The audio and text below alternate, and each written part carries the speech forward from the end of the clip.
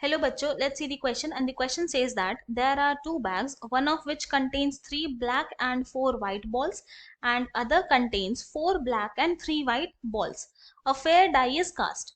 If face is 1 or 3 turns up, a ball chosen from first bag, and if any other face turns up, a ball is chosen from the second bag. We need to find the probability of choosing a black ball. तो हम लोग क्या करते हैं यहाँ पे, सबसे पहले तो हमारा की कॉन्सेप्ट लिख लेंगे जो यहाँ यूज करने वाले हैं। एंड जो की कॉन्सेप्ट हम लोग यूज करेंगे वो होगा probability of any event E का formula which is equal to होता है number of favourable outcomes divided by total number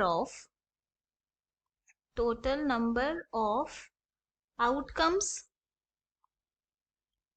now अब इसी की कॉन्सेप्ट का हेल्प से हम अपने क्वेश्चन को सॉल्व करेंगे।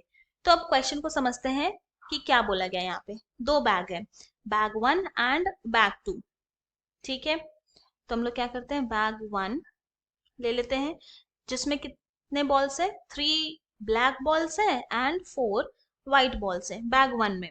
बैग 2 में यहाँ पर है हमारे पास 4 black balls plus 3 white balls. फिर क्या हुआ कि एक डाई को थ्रो किया गया। तो हम लोग जानते हैं कि एक डाई में हमारे पास क्या क्या आ सकता है, 1 आ सकता है, 2 आ सकता है, 3 आ सकता है, 4 आ सकता है, 5 आ सकता है या 6 आ सकता है। नाउ अब क्या है कि अब जब डाई को थ्रो किया गया तो अगर उसमें 1 और 3 आया तब हम लोग फर्स्ट बैग को चूज करेंगे। अगर 1 एंड 3 के अलावा दूसरा कोई नंबर आता है तो हम लोग सेकेंड बैग चूज करेंगे।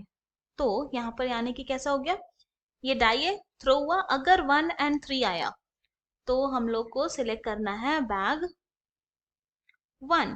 एंड अगर 2 आए, 4 आए, 5 आए, 6 आए तो बैग 2 सिलेक्ट करना है। Then we need to find the probability of choosing a black ball. Now अब बैग 1 को सिलेक्ट करने का क्या है कि अगर 1 एंड 3 आए तभी हो सकता है, यानी कि probability of choosing bag 1 is equal to क्या हो जाएगा, प्रोबेबिलिटी ऑफ गेटिंग 1 और 3 on a die.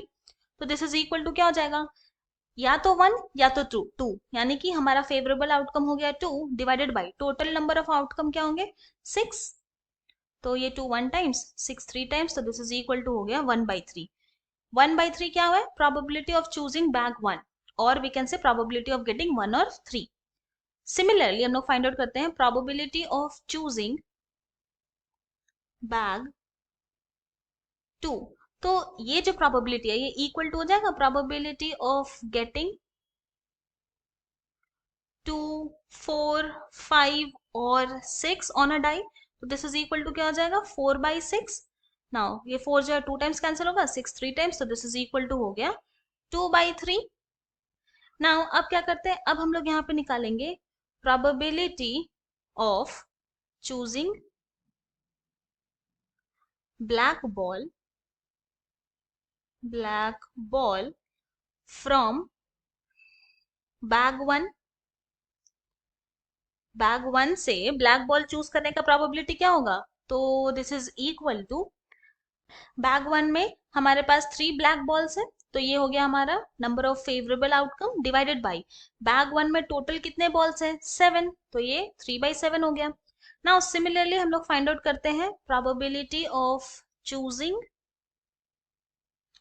Black ball from bag 2। तो सेकेंड बैग से ब्लैक बॉल चूज करने का क्या प्रोबेबिलिटी होगा, तो यहां पर हमारा नंबर ऑफ फेवरेबल आउटकम क्या हो जाएगा 4। तो ये हो जाएगा this is equal to 4 by total number of balls कितने हैं बैग 2 में 7 है, इसलिए 7। नाउ हमें यहाँ पे ये नहीं बोला गया कि probability of choosing black ball from bag 1 निकालो या बैग 2 निकालो, हम लोग को यहाँ पे बोला गया है probability of choosing black ball. Black ball. तो यहाँ पे टोटल प्रोबेबिलिटी क्या हो जाएगा, तो दिस इज इक्वल टू होगा प्रोबेबिलिटी ऑफ गेटिंग 1 और 3 multiplied by probability of choosing black ball from bag 1 plus probability of getting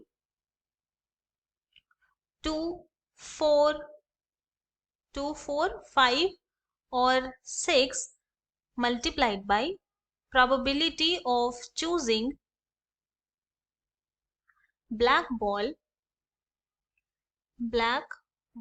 from bag 2। यहाँ पे टोटल प्रोबेबिलिटी वाला यूज कर रहे हैं फॉर्मूला, तो this is equal to probability of getting 1 और 3 क्या था, 1/3 multiplied by probability of choosing black ball from bag 1, ये आया था 3/7 प्लस प्रोबेबिलिटी ऑफ गेटिंग 2, 4, 5 और 6 क्या आया था 2/3 multiplied by probability of choosing black ball from bag 2, ये आया था 4/7। तो नाउ अब इसको हम लोग क्या करते हैं, सिंप्लीफाई करते हैं। तो यहाँ पे आ जाएगा 3 + 8 डिवाइडेड बाई 21, तो दिस इज इक्वल टू हो गया 11/21 एंड यही हमारा रिक्वायर्ड प्रोबेबिलिटी है। तो हेंस हम लोग बोल सकते हैं कि दी रिक्वायर्ड प्रोबेबिलिटी इज 11/21। ये हमारा फाइनल सोल्यूशन है। I hope you have understood it well. Thank you and best of luck.